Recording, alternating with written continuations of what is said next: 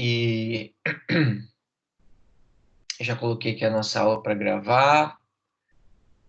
Então, aos poucos aí os colegas que não entraram vão entrando e a gente vai dando sequência, tá bom? Eu quero começar a nossa aula mostrando para vocês um site. Deixa eu compartilhar aqui a tela.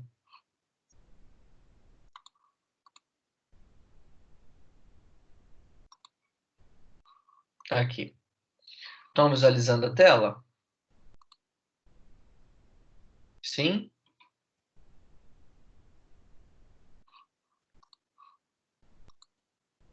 Show. Esse daqui, na verdade, né, é um site do próprio Ministério da Educação e é um site todo voltado para o Machado de Assis. Vejam só, né? Tamanha importância dele para a nossa literatura. Então, aqui nesse site, que é um site super fácil, ó, machado.mec.gov.br, você vai ter uma apresentação, né, algumas informações introdutórias. Temos aqui toda a relação das obras completas de Machado de Assis. Então, os romances, contos, poesia, crônica, sim, Machado de Assis escreveu poesia, vejam só. Se você clica em romances, por exemplo, as obras vão aparecer aqui para nós lermos em PDF. Então, por exemplo, eu quero ler Memorial de Aires, né? Vou lá, baixo o PDF e pronto. Tenho acesso a uma obra do Machado de Assis. Estão vendo? Tudo aqui a gente consegue ter acesso por esse site. Além disso, espera aí que tem muita gente entrando agora. Além disso, além da obra completa, a gente tem uma cronologia aí, né, sobre os fatos, nascimento, lançamento das principais obras, como que foi aí essa cronologia da vida de Machado até a sua morte. Aqui a gente vai trazer alguns dados bibliográficos, né, de onde foram tiradas tais informações, alguns vídeos contendo algumas informações sobre Machado de Assis e coisas que estão vinculadas aí na rede, por exemplo, né? Onde a gente conseguiria, por exemplo, maiores informações sobre eles. Então fica aí só uma sugestão de um site para vocês darem uma olhada. Tem muito material que pode ser bem interessante, né? Contendo aí informações para além daquelas que a gente está tendo acesso por meio das nossas aulas. Tá bom? Feita essa apresentação, vamos retomar, né, de onde nós paramos na semana passada, para que vocês consigam, então, acompanhar-me. Vamos lá.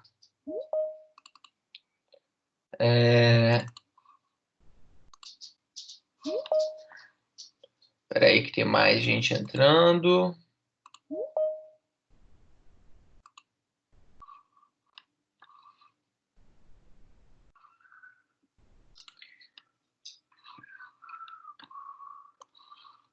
Estão visualizando o PowerPoint?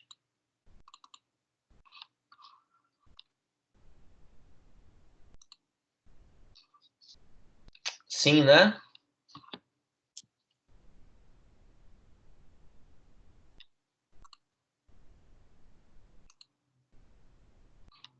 Show. Então, espera aí.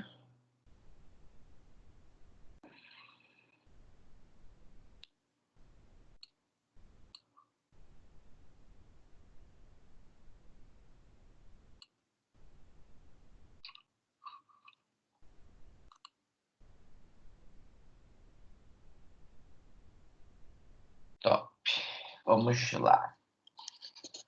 Agora deixe eu vê-los.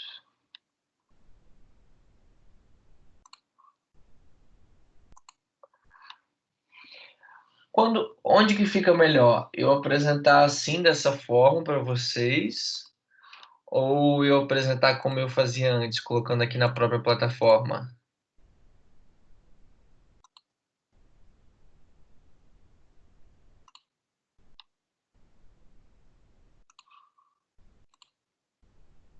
Como antes? Tá, então peraí. Então deixa eu colocar lá o.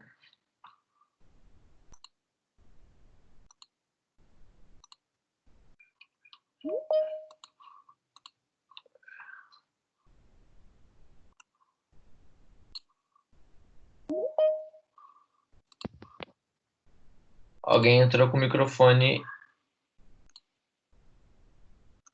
ligado, pessoal.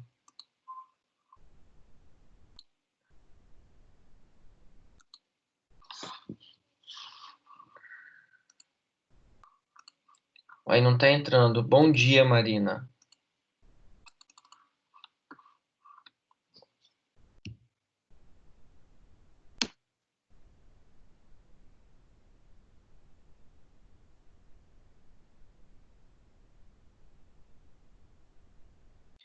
Uai, meu povo, por que que não tá aparecendo?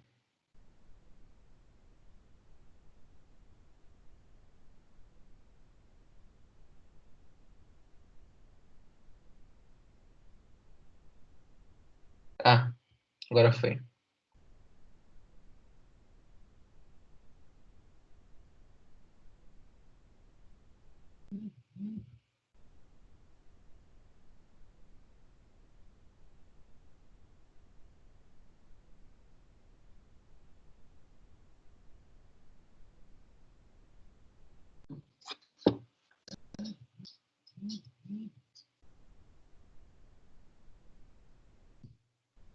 Foi, gente, aí pra vocês? Não?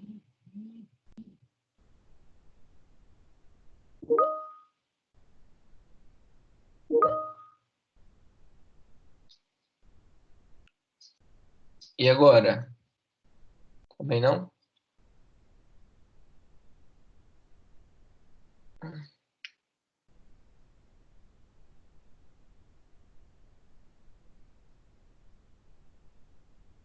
Uai, eu já carreguei aqui várias vezes.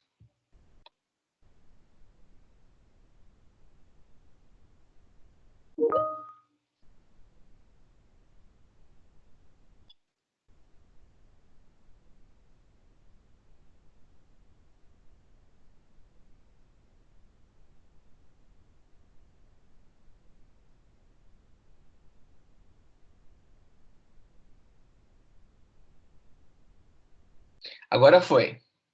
Tá carregando agora, né?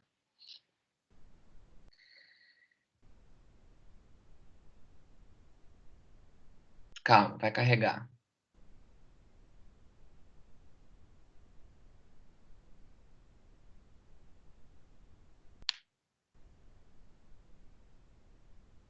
Foi? Show. Pronto.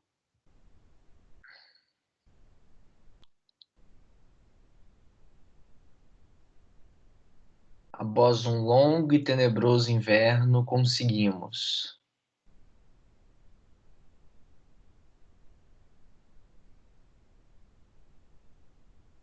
Vamos lá.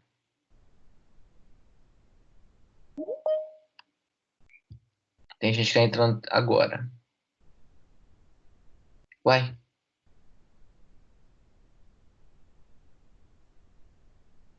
mudou pra vocês? Eu apertei alguma coisa. Eu não quero o quadro. Tá.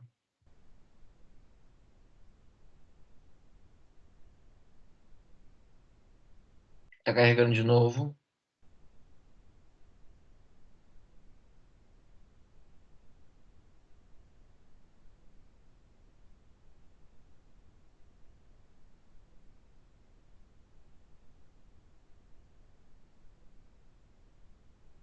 Hoje tá difícil, hein?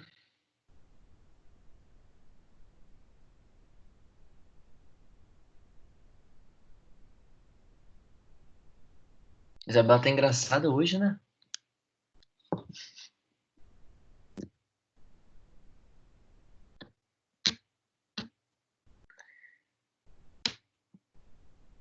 Acho que agora foi. Foi.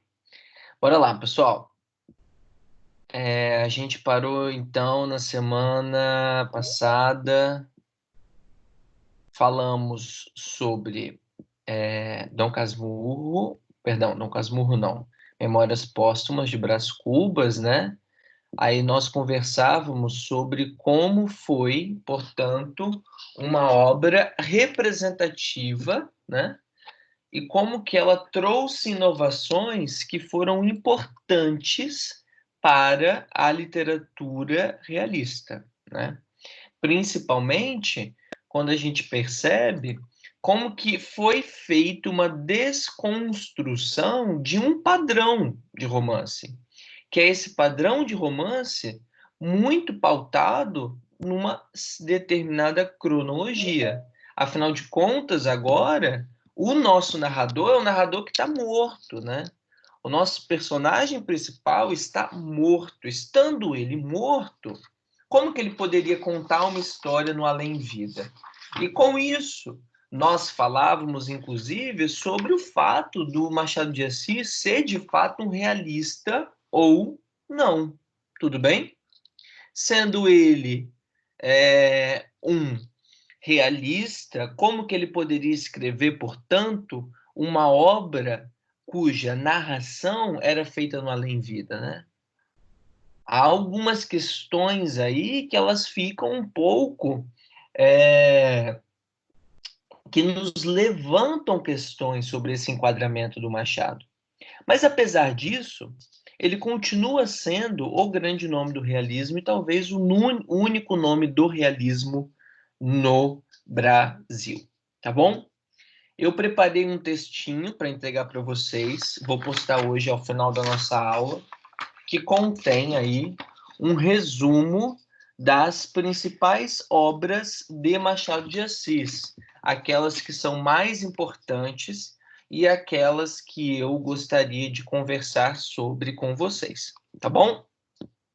Então, Memórias Póstumas ficou aí na nossa aula passada e hoje, portanto, nós começaremos a falar então do famoso Dom Casmurro e é aquele que envolve aí os nossos conhecimentos literários desde sempre.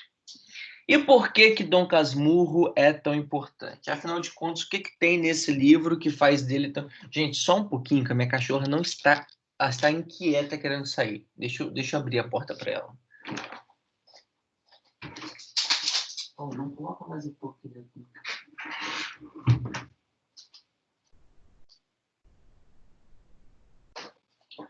Vamos lá. Aproveitei para pegar também dois livros aqui para mostrar para vocês. Bem, aqui nós temos Dom Casmurro, uma edição aí da FTD. É uma edição que geralmente utilizamos na escola, né? Mas não vai variar muito, né? Porque como é um livro que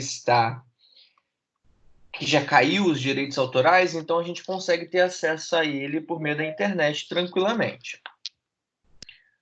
Qual é a história de Dom Casmurro e o que que faz de Dom Casmurro ser provavelmente a grande obra de Machado de Assis, né? O que que tem nesse livro que faz dele ser tão famoso assim, tão importante para nós? Primeiro de tudo, o romance ele inicia-se, portanto, em flashback. Então ele vai iniciar de modo semelhante com o modo em que nós vimos Memórias Póstumas, com uma grande diferença. Bentinho, que é o nosso personagem principal, ele não está morto, diferentemente do Brás Cubas, tá bom? Bentinho está vivo. Só que, a despeito dele estar vivo, a gente vai perceber que a obra inicia-se em flashback, uma vez que nós estamos falando de Bentinho já próximo à sua morte, relembrando tudo que ele passou com Capitu, tudo que levou na sua vida até casar-se com ela, construir a família com ela. Então, é uma obra que inicia-se em flashback por conta disso. Tudo bem? Uma vez que ele está contando em flashback, nós perceberemos que, ao iniciar a narração, ele vai falar de como se deu, então, o conhecimento, o enamoramento com a Capitu. Tá bom, gente? Então, olha só. Além de ser um projeto literário, também era um projeto de lembranças. Bentinho queria fazer em Dom Casmurro, né, por meio dessa contação de histórias, uma Teatro Gol? Como assim, Matheus?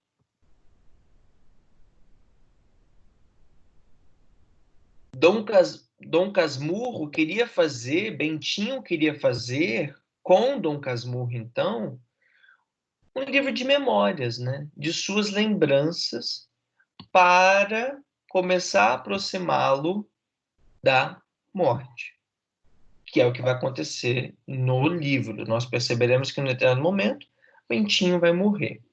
Tá bom, gente? Bentinho não, perdão. Bentinho não vai morrer, mas vai se aproximar da morte. Então, vamos lá. A gente vai ser apresentado no início da narração a infância de Bentinho. E ao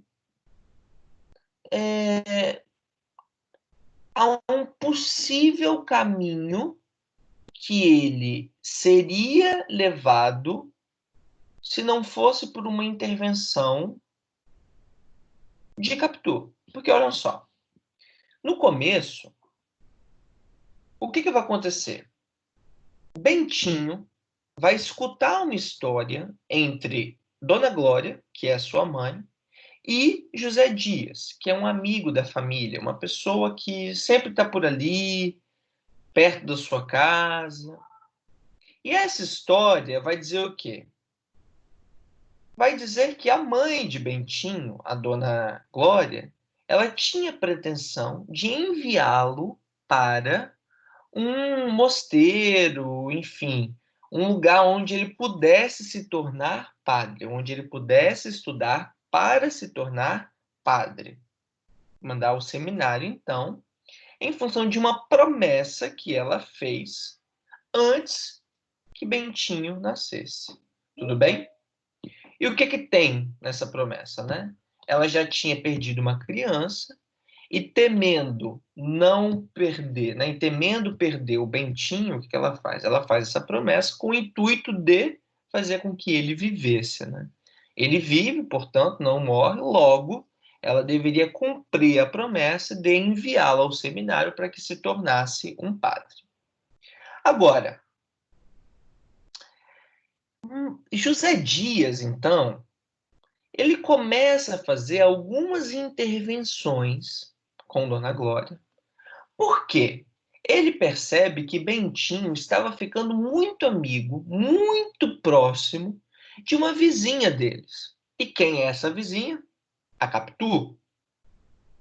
Só que o José Dias, ele vai fazer o quê?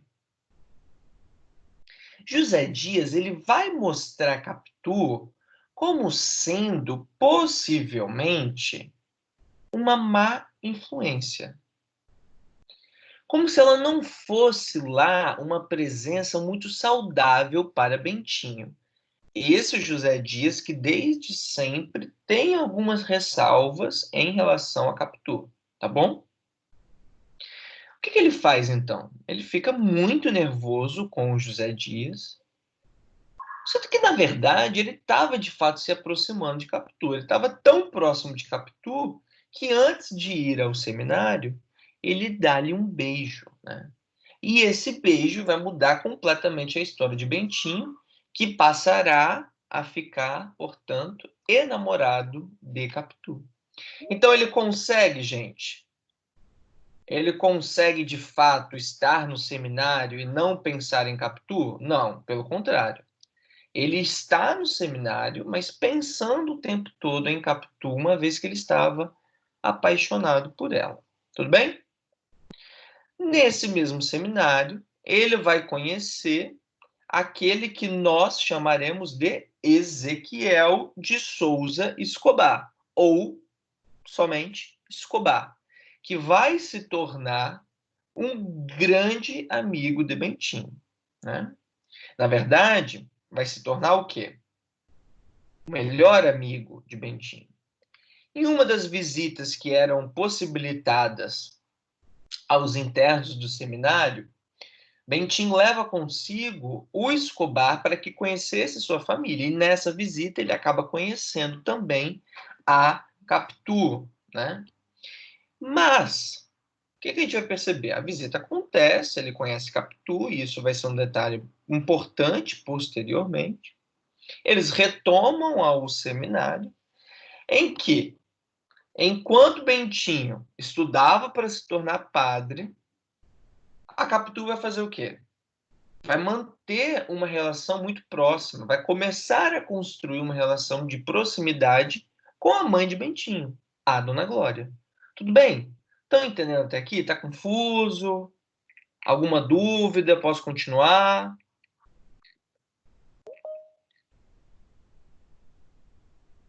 Tá tudo certo até aqui? Ok. Pedro, é, é a matéria, isso aí. Capítulo 2 da primeira apostila. A gente está terminando a metade do capítulo 2 da primeira apostila, tá? Aí na semana que vem a gente já começará a falar de naturalismo e a gente vai falar sobre a outra metade do capítulo. E aí, lá para meados de maio, a gente entra na segunda apostila, tá bom? Então, começa a haver uma proximidade entre Dona Glória e Capitu, e a Dona Glória passa então a ver com mais bons olhos essa relação entre ela, né, a Capitu, e o seu filho. Porque ela percebe que, na verdade, por mais que Bentinho estivesse no seminário estudando para se tornar padre, a cabeça dele estava fora do seminário, uma vez que ele estava apaixonado por Capitu. O que ela faz, então? Ela precisa arranjar uma solução ao impasse. Por quê? Ela começa a entender que ambos poderiam ficar juntos, mas ela havia feito uma promessa. Se ela havia feito uma promessa, como que ela iria lidar com esse impasse, então? Ela precisava arranjar uma solução. Quem vai encontrar essa solução vai ser o amigo de Bentinho, o próprio Escobar. E como que Escobar vai encontrar essa solução, gente? Ele vai fazer o seguinte: ele vai propor uma releitura da promessa. Por quê? No desespero, quem a mãe havia prometido como padre? O Bentinho? Não. Não necessariamente era o Bentinho. Para o Escobar, ele fala o seguinte: mas a senhora não prometeu que o Bentinho iria ser padre. A senhora prometeu que a senhora iria dar um sacerdote à igreja, que pode ser qualquer um. Então vamos substituir. A gente pega outra pessoa que poderia ser sacerdote, vir a ser sacerdote, e Bentinho sai do seminário. Isso vai ser feito então. Então, no lugar dele, quem eles vão enviar? Eles vão enviar, gente, um escravo. Vejam só. Eles vão enviar um escravo ao seminário e esse escravo tornar-se-á, portanto, o padre. E assim, Bentinho consegue sair do seminário, deixando de ser padre para ficar com Capitu, ao mesmo tempo que a promessa feita não seria quebrada. O que vai acontecer na vida, então, dele? Ele vai passar a estudar, né? Ele vai estudar, portanto, direito em São Paulo. no Largo de São Francisco, que hoje é a Universidade de São Paulo, né, a USP, onde tem o curso de Direito lá. E quando ele vai concluir os seus estudos, ele vai se tornar um doutor, porque advogados são doutores. Ele então vai fazer o quê? Ele, tornando-se advogado, vai conseguir de fato concretizar aquilo que ele tanto desejara, né? Casar-se com Capitu. Então, nesse momento, a gente vai perceber que vai haver um salto. E qual é o salto? Com o casamento.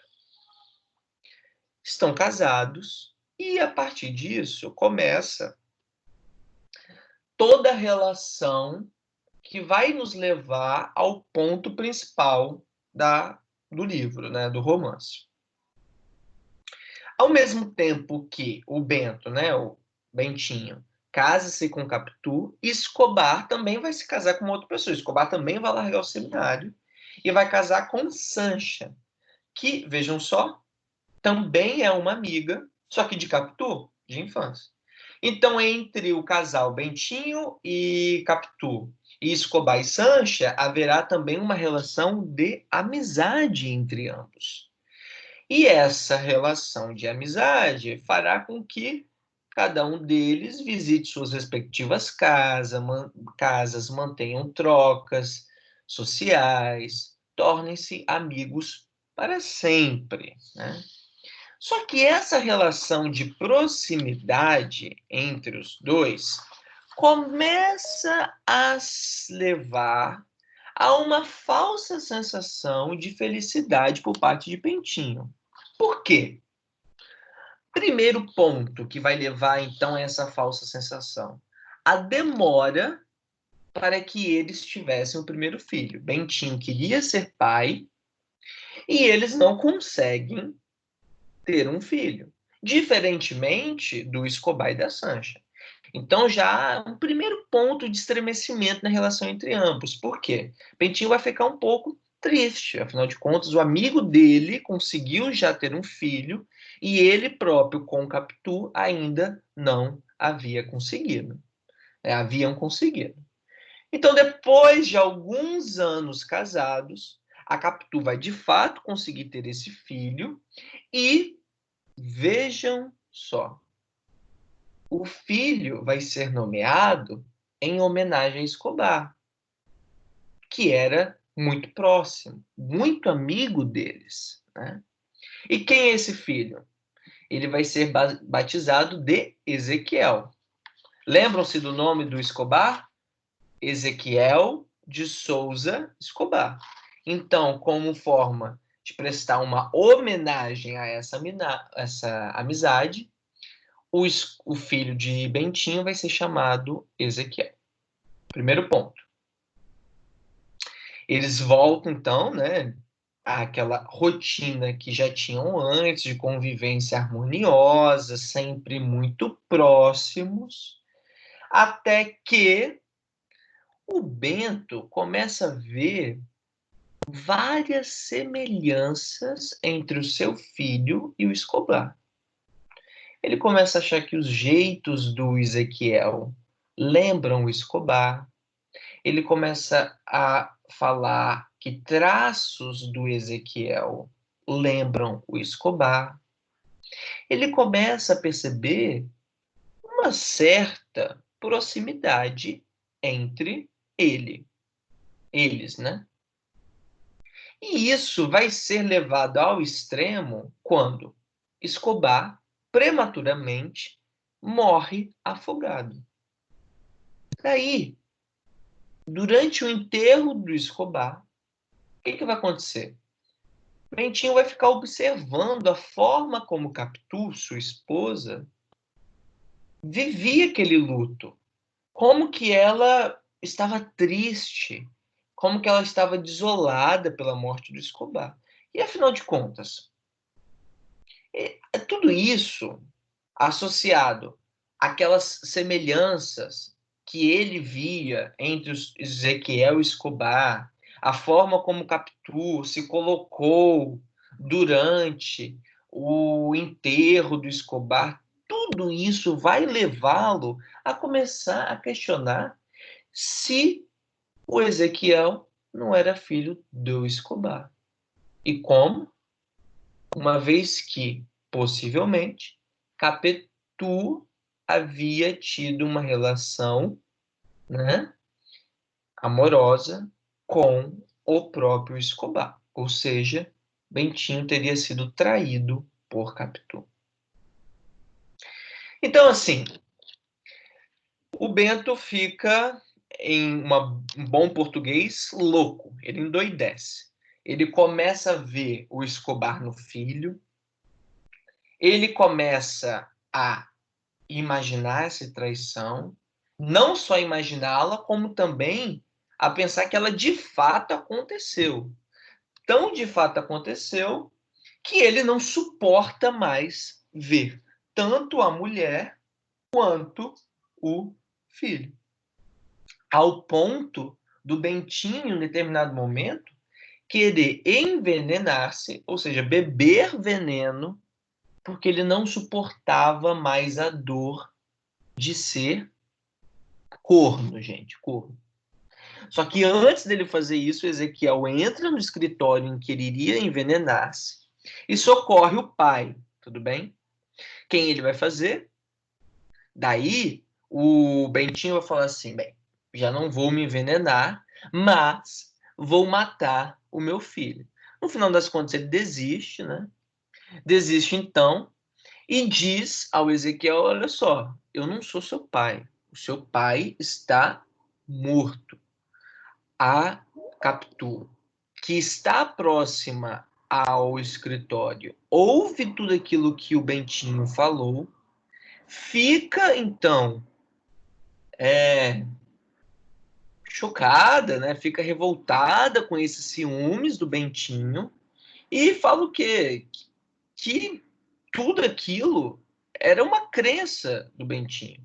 Tudo aquilo, na verdade, não passava de meras semelhanças e que nunca havia existido tal traição. O Bentinho não se dá por satisfeito, né? E faz então com que eles tenham inúmeras discussões, e essas discussões vão ser tão frequentes que o casal vai separar-se. Capitu com Ezequiel mudam-se para a Europa, né, onde Ezequiel passará a estudar, e a Capitu acaba morrendo, né, durante esse exílio lá na Europa. O Ezequiel, então, volta para fazer o quê? Para tentar reatar as relações que haviam sido, então, quebradas com seu pai. Mas a semelhança extrema que o Bentinho vê em Ezequiel com Escobar faz com que o Bentinho o rejeite novamente, né? Então, mais uma vez, ele é rejeitado pelo pai. E ele acaba morrendo. O Ezequiel também vai morrer por conta de uma febre tifoide, enquanto ele fazia uma pesquisa arqueológica em Jerusalém. Então, Capitu morrerá, Escobar morrerá, e o único que sobreviverá será o Bentinho, que nos contará em flashback essa história da possível traição. Aí vocês vão falar, tá, professor, mas o que que fica aí então desse romance? O que que faz dele ser tudo isso? Vejam só. Logo no começo, lembram-se que eu falei do José Dias, que ele tinha alguns pés atrás com a Capitu? Tinham tantos pés atrás que dirá que ela tem olhos de cigana, oblíqua e dissimulada. Então, vejam a caracterização que o narrador vai dar para Capitu desde o começo. Uma pessoa que tem olhos de cigana, oblíqua e dissimulada. Uma pessoa que é induzida tão fortemente pelo seu narrador a acreditar que ele foi vítima de uma traição, vai conseguir acreditar que Capitu não traiu Bentinho? Muito dificilmente. Porque nós, leitores, estamos sendo induzidos pelos pensamentos, pelas crenças e pelos sentimentos do narrador, que, por sua vez, também é o Bentinho. Por quê? Quando a gente lê Dom Casmurro, de Machado de Assis, você está lendo uma obra que é narrada em primeira pessoa. Então, o foco narrativo é em primeira pessoa, e nós temos aqui um narrador personagem. Ele não só narra a história, como ele também é uma personagem dessa história. Se ele não só narra a história, como ele também é um personagem dela, será que ele vai ser o quê? Parcial ou imparcial ao fazer as suas colocações? Eu, Vitor, tendo a acreditar que é uma obra extremamente parcial, né?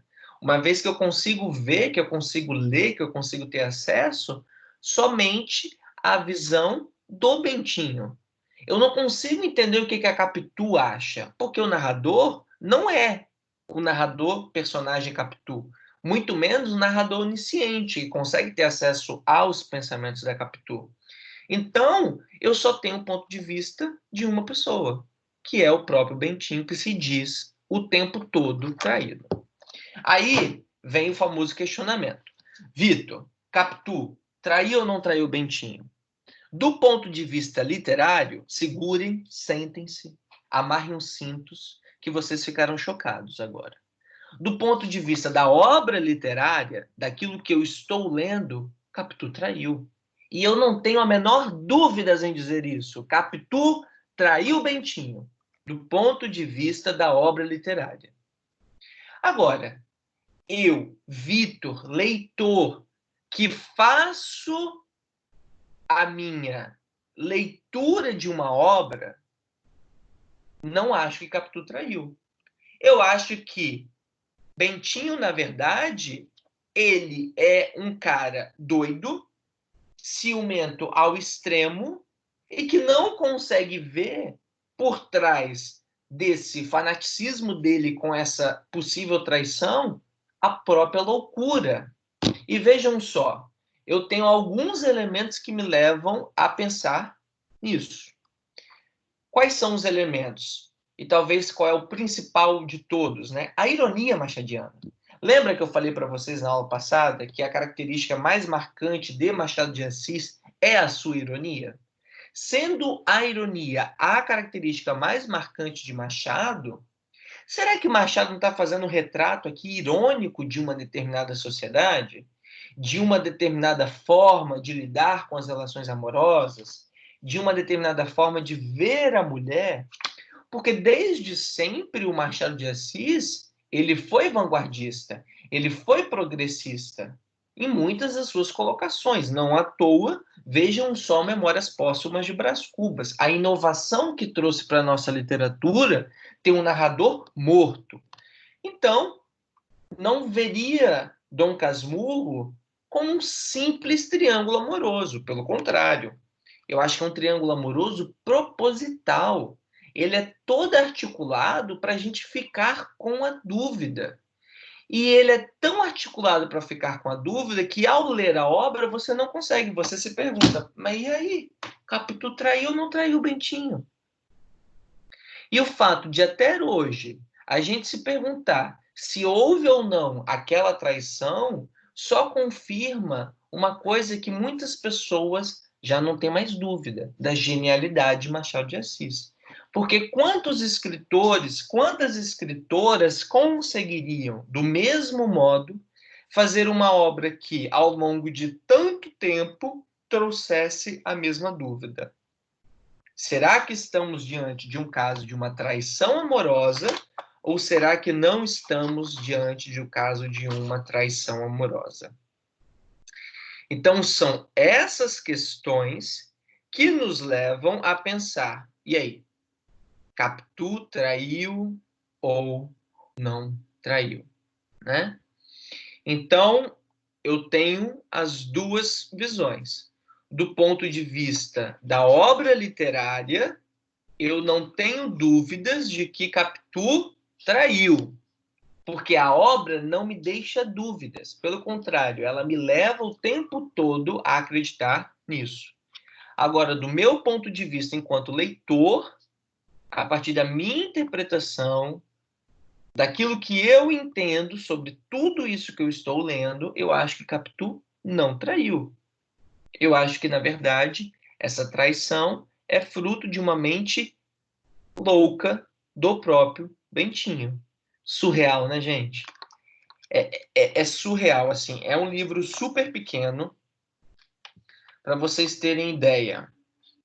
É um livro que tem 209 páginas. Sendo ele tão pequeno assim, a gente consegue ler muito rapidamente. Muito rapidamente. Agora, muito se criou a ideia de que Machado de Assis é difícil de ler, né? Só uma observação, gente. Dom Casmurro foi publicado em 1899.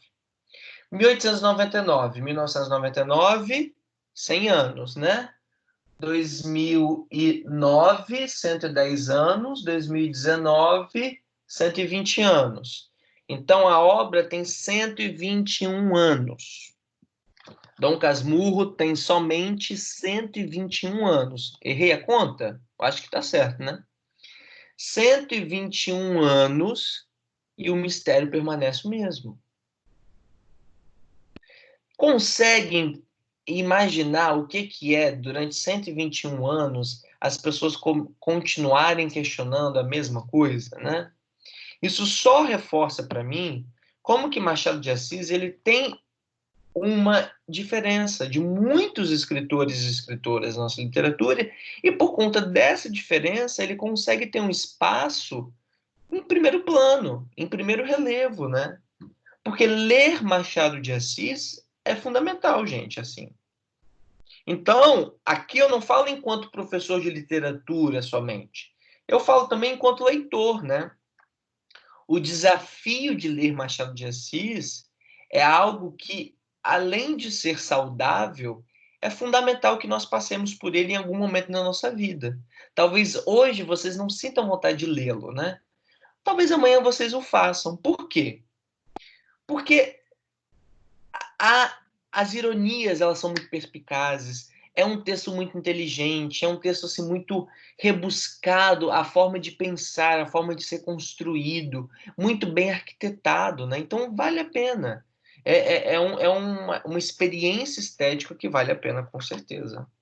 Então, fica aí a dica, viu? Uma aulinha para falarmos de uma obra de somente 121 anos, tá bom? Agora, a gente falou sobre o ponto de vista da obra, né? E o ponto de vista da obra, na minha concepção, é de que houve a traição. Pensando nisso, um autor chamado Fernando Sabino, esse aqui, ó, ele escreveu também uma obra que é uma releitura de Dom Casmurro, tá bom? Que se chama Amor de Capitu. Amor de Capitu, sendo uma releitura de Dom Casmurro, vai praticamente manter o enredo, as personagens, com uma diferença, e talvez a mais importante de todas: o foco narrativo. Se em Dom Casmurro nós temos um foco narrativo em primeira pessoa, temos logo o narrador personagem Bentinho, em Amor de Capitu, a gente vai ter o quê? Um foco narrativo em terceira pessoa. Passaremos a estar diante de um narrador observador. E qual que é a provocação que Fernando Sabino faz a nós, leitores, quando ele faz essa inversão, né? A provocação de questionar se, uma vez mudado o foco narrativo, ou seja, uma vez mudado quem conta essa história para nós, será que a nossa visão ainda é a visão de que Capitu traiu? Será que, sendo um personagem, um narrador observador, nós passaremos a achar que talvez Capitu não traiu e isso tudo foi de fato somente a cabeça do Bentinho? Então, como que essa mudança de foco narrativo pode trazer uma outra leitura para a obra, né? Então, fica a sugestão para que vocês procurem ler essa obra, que se chama Amor de Capitu, E a partir dessa mudança aí do foco narrativo, que vocês façam as suas análises. Será que estamos, de fato, diante de um adultério? Ou será que Amor de Capitu, por exemplo, reforça algo que eu já acreditava enquanto leitor? Que essa traição é tão somente fruto da cabeça do Bentinho e não algo que está relacionado com a realidade. Show? Então fica aí, ó, essa recriação literária para que vocês possam buscar e ler. Eu não sei se vocês conseguem achar na internet, mas devem com certeza conseguir no sebo, né? Eu, por exemplo, comprei no sebo há muitos anos atrás e à época eu paguei R$14, né? Então vocês devem conseguir no sebo, vocês devem conseguir na Amazon.com.br. Temos aí algumas opções. Beleza? Vamos às perguntas. Eurico. Bem, como você disse, o livro não deixou dúvidas de que ela o traiu. Mas é possível que a negação disso seja fruto de alguma empatia desenvolvida pelos personagens? Como assim a negação disso seja fruto de alguma empatia? Ah, entendi. Que a minha negação da traição seja uma empatia que eu desenvolvi com a Capitu? Pode ser. Pode ser. E tudo bem. Porque desde quando a obra literária ela é fechada em si? Uma vez que ela está feita, gente, uma vez que ela está escrita, que ela está produzida, que ela foi lançada, pronto. Ela já não é mais do Machado, ou do narrador, ou das personagens. Ela é de quem a lê. Então, se eu desenvolvi uma simpatia por uma determinada personagem, e isso me leva a crer que Capitu não traiu, essa é a minha leitura. E tudo bem. Entendeu?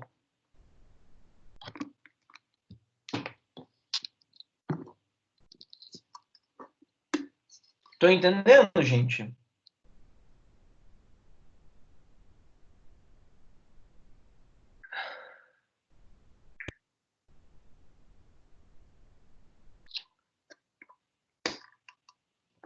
Show. Olha só, eu vou. Então a gente finaliza com isso, Dom Casmurro, né? Deixei essa aula inteira reservada para ele. E na semana que vem, a gente vai falar sobre Quincas Borba e sobre um conto de Machado de Assis que se chama O Alienista. E com isso a gente já entra em naturalismo, tá bom? Então a gente vai finalizar semana que vem o Machado de Assis e já iniciaremos o naturalismo, tá bom? Vou postar lá no portal de vocês esse resumo das obras que foram trabalhadas e as obras que nós discutimos e a gente se encontra na semana que vem, tá bom? Qualquer coisa, mandem e-mail para mim, podem ficar à vontade, me procurar e a gente vai se falando, tá bom? Valeu, gente. Abração.